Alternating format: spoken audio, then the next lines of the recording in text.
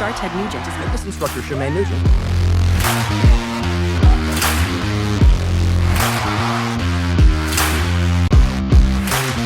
Reading.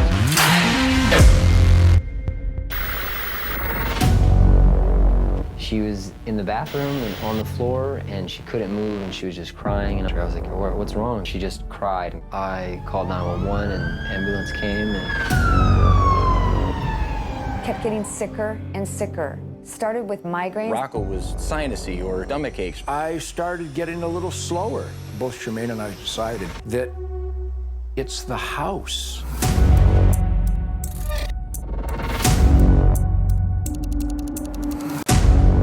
We had everything, and we lost it all.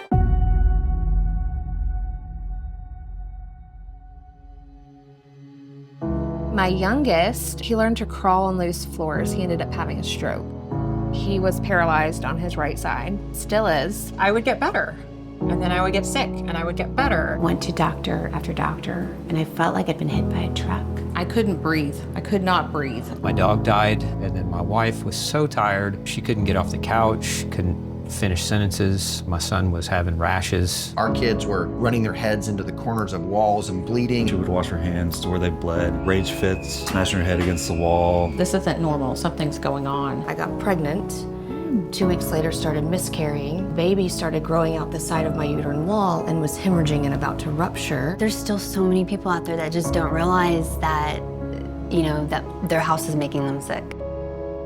I never thought mold could do what it did. Once you know the truth, you have to stand up and you have to say something, and you have to fight for others. First, when I walked into the event this afternoon, I started crying, seeing you, because I know what you've been through. When I was sick with mold, we had just gotten out, and I found out I was expecting our second son, Malachi. I even went to the doctor, and I told him, I said, I think something's gonna happen to this child. Please, please look over everything for me.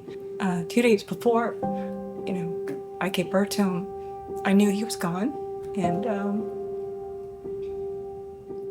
because you couldn't feel that connection anymore. And it brought me peace, but it also brought me a lot of sadness. And like Christina said, I just started becoming really, really angry. And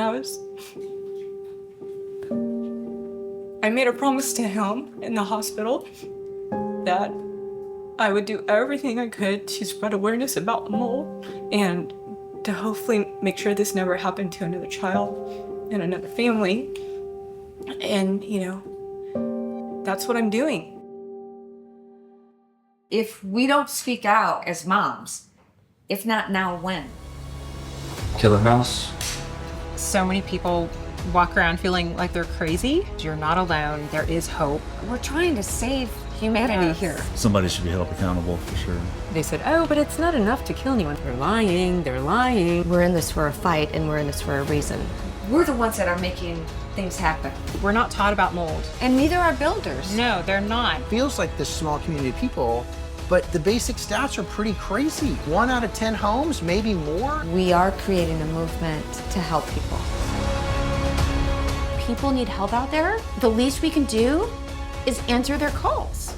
Y'all inspire me, and when I see y'all out there doing what you're doing, it just drives me to fight even harder. If we can figure out how to use our trauma and our pain and our testimony for how to make a change in the world so that that happens less to others, I think it'll, what else do we do with that energy?